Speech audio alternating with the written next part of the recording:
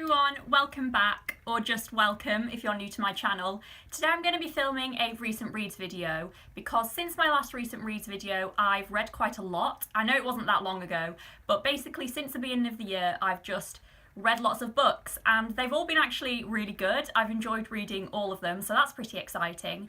And two of the books I've read so far have actually been 5 out of 5 star reads and I absolutely love them both, so I'm really excited to tell you about those. One is a poetry collection and one is a novel, which I'll actually be talking about at the end of this video because I've only recently just finished it. So as this might be quite a long one, let's just get straight into the books. So first I'm going to talk about And Still I Rise by Maya Angelou, which is a poetry collection by Maya Angelou, who is the author of her famous memoir, I Know Why the Caged Bird Sings. And this poetry collection kind of runs alongside her memoirs and talks about many difficulties and just other general themes that have faced Maya Angelou in her life, such as poverty, racism, sex, and motherhood. So I found the poetry in this collection to be so powerful. Because it was talking about themes that the author herself was faced with, it just came across as so emotional and so raw, and this just really touched me. It also discussed themes that the author didn't experience directly but more indirectly, such as slavery, and the poems on slavery in particular were really unflinching and hard-hitting. The courage that was encompassed in these poems was just so extraordinary. A lot of the poems talk about the resilience of the human spirit in overcoming a lot of life struggles, but Maya Angelou also just discusses generally the struggles that face women and mothers and people of colour. As well as discussing many important themes and bringing up really important and timeless points, the rhythm and the rhyme in these poems just made it such a joy to read. I was constantly impressed by Maya Angelou's language choices. She created such vivid and stunning imagery, and I found myself just reading over some of her lines over and over again.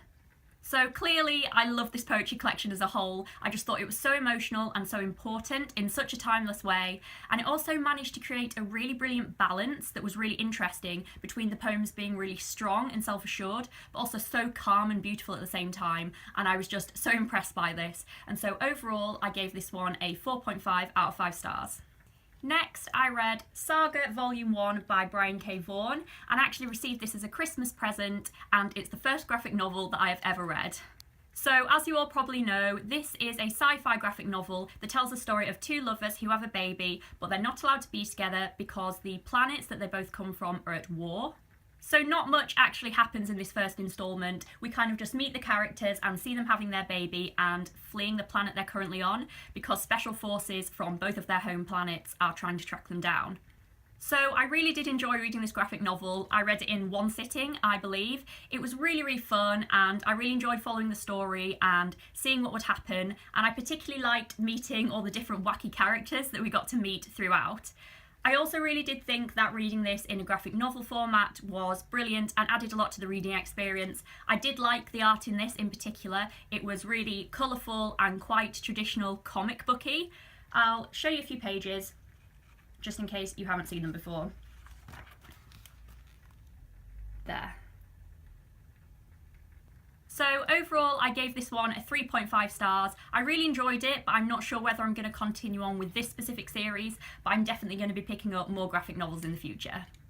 Next, I read a classic, and that was Tess of the Durbervilles by Thomas Hardy, and this tells the story of Tess Durberfield, who is a young poor country girl, but when her family finds out that their family might be descended from the wealthy Durbervilles, she is sent to go and meet her cousin to try and get a portion of the family fortune, but this results disastrously for Tess as many unfortunate things happen to her. And then in the story we see her 2 years on as she meets Angel Clare, who she falls madly in love with, and he loves her in return, and Tess must decide whether she should tell Angel about her past and risk losing everything, or whether she should remain quiet.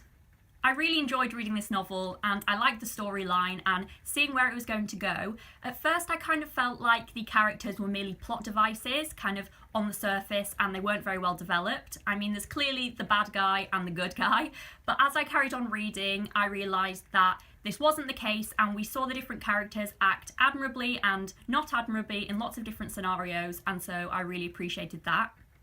But mostly, I just loved Tess in this novel as a protagonist. She is not a passive protagonist at all, and I appreciated this so much. Even though she's quite young and quite naive, she's very strong-willed and she will always stand up for what she believes in and make decisions based on what she thinks is right. And she's also not afraid to say no when she feels like saying no, which is just so great and so admirable. And even though she made the wrong decisions at times, I can see past this because she is young and I like a believably flawed character, and whenever she made the decisions, she did it because she thought it was the right thing to do. So I thought she was a really, really brilliant protagonist.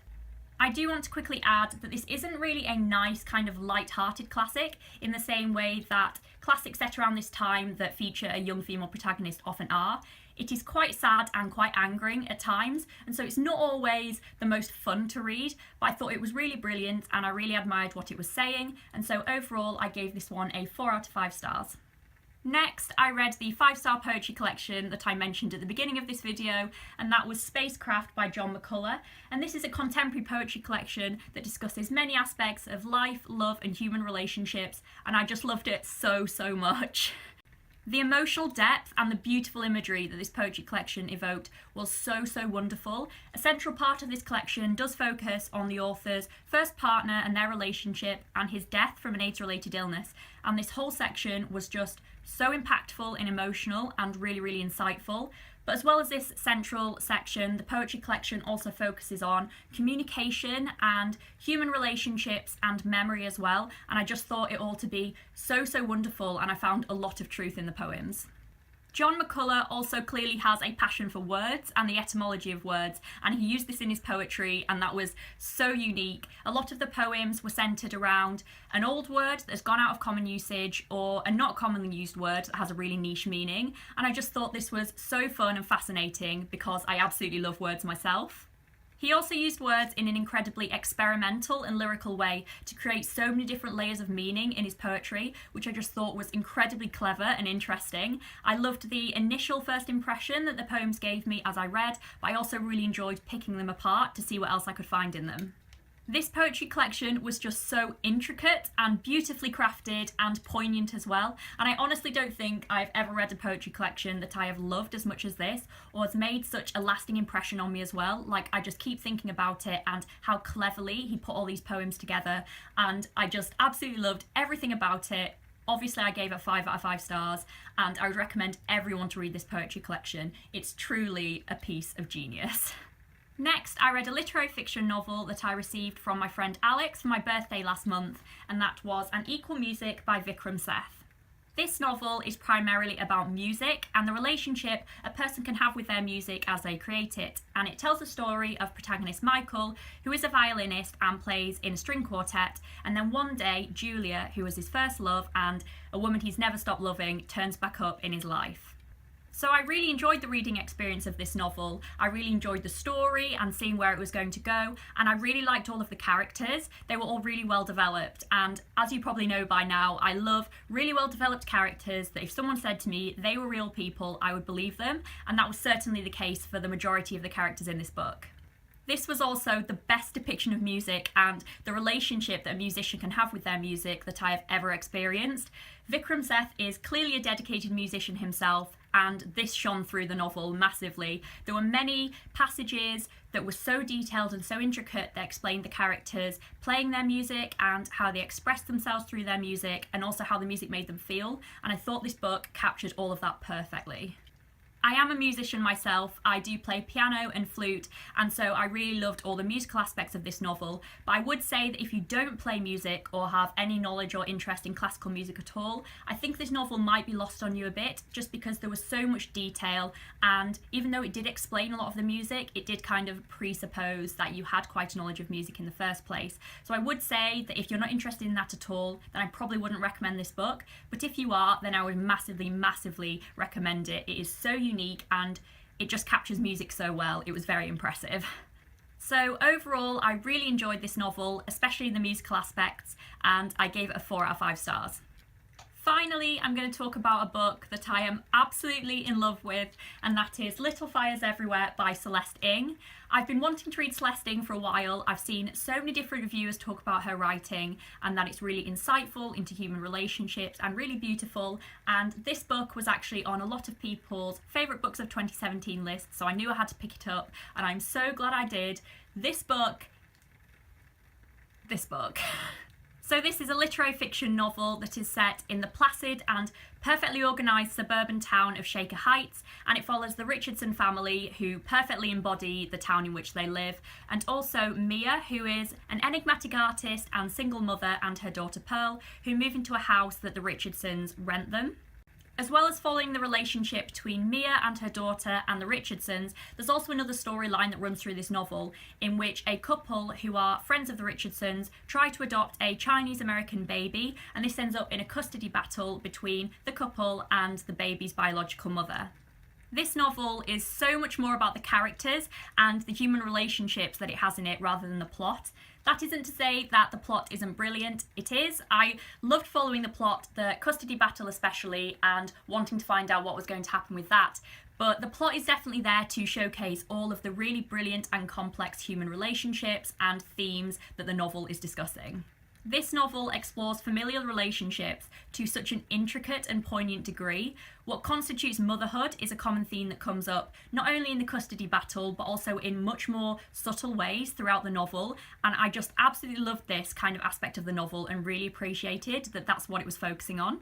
This novel also had some of the best characters that I've read about in such a long time. They were all so believable and so interesting, and I was just stunned by the way Celestine managed to craft them all so well and have them interact with each other so complexly. I just loved that so much, and Celestine also used really incredible imagery throughout. There was the imagery of fires that kept cropping up throughout the novel in so many different contexts, and every time I noticed and I was like, that's clever. As you can probably tell, I absolutely loved this novel. It just had everything that I love in novels. It had brilliant characters, complex human relationships, and an examination of their interaction. It had social commentary. It just had everything, and clearly I gave this a 5 out of 5 stars. So those are all the books that I've read so far this year. It's been such a good reading year so far, and I have really high hopes for a lot of books that I've got lined up, so hopefully it continues in the same way. I also just wanted to quickly add while I was here that I'm reading Lullaby at the moment by Leela Slimani that I mentioned in my 2018 book releases video. I didn't actually think I was going to be able to read that soon because it was quite expensive, and I was like, I'll hold off until I buy it. But then my sister saw my video and she bought the book for me as a surprise and sent it to my uni house. Cute. So I just wanted to let you know that I'm reading that at the moment and I'm absolutely loving it so far. It's amazing. So I'll be talking about that in my next recent reads video. It will probably be first in the video, so keep an eye out for that if you're interested. So I hope you all enjoyed this video. I'd love to know your thoughts on any of the books I've mentioned, if you've read them or if you're wanting to get to them. And I'd also really love to know what you've read recently and how they were. So thank you very much for watching once again, and I'll see you next time with a new video. Bye.